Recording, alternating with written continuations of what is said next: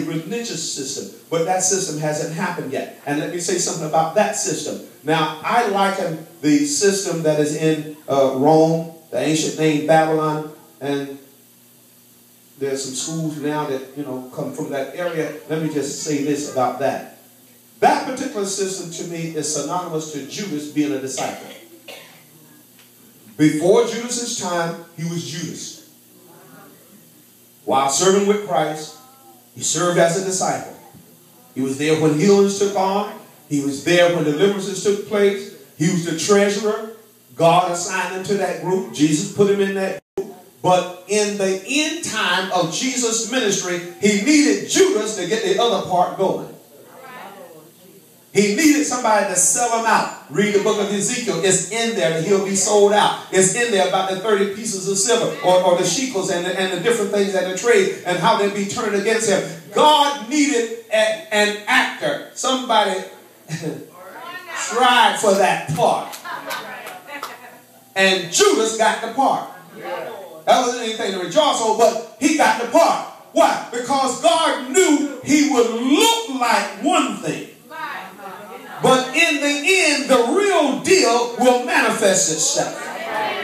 Because Jesus said unto Judas, listen, that you do it quickly. Judas did not show evidence that he was being supported by a demonic power. What Judas was doing was going by his own ideology, which says we need somebody to overthrow the Roman government, and it looks like Jesus is the one to do it. So perhaps if I go show the priest who he is, then we can cause this thing to happen. He was trying to force the kingdom to come to play, when in fact the enemy used that particular thought line to get his job done. And God knew he was going to try that. And that's the same way as it is today. As I said in the first worship, you got to watch out who come and sign up to be with you.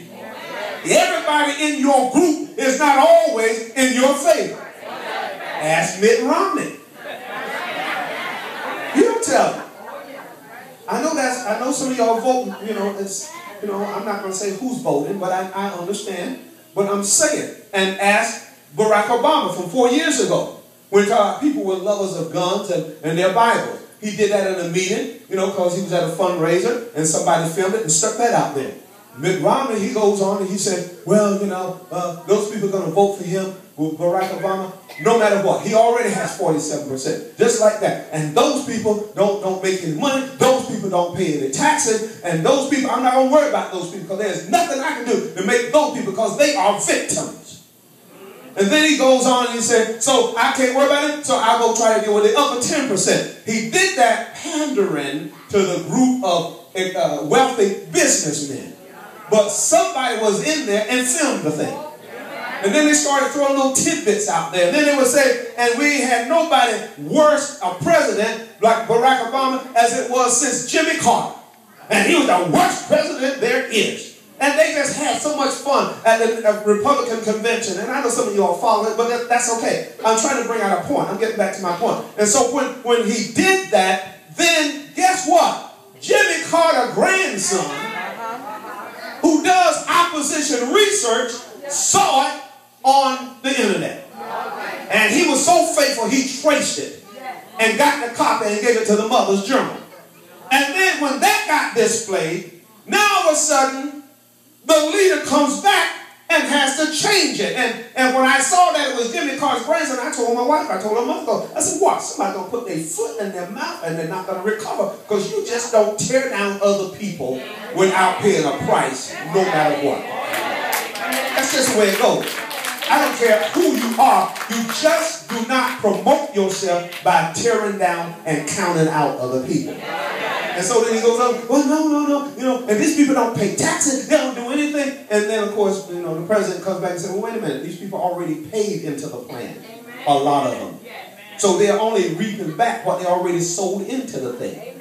And so sometimes, we get caught up. But what I'm saying is things get exposed. So now you got to find out who's being for real and who's not being for real. I really don't know who is being real. But I know one thing, God knows who's real. And so you're going to have to pray. And I'm saying this, you better be sure you vote. If you don't vote, don't be standing up. I I don't want to hear nothing. You don't even have a right to say anything about any president that's elected or not elected if you don't vote. There's folk that died so you could vote. Now, why am I preaching this way? I cannot preach pro-Democrat, pro-Republican, pro-whatever, because we still have the separation of church and state.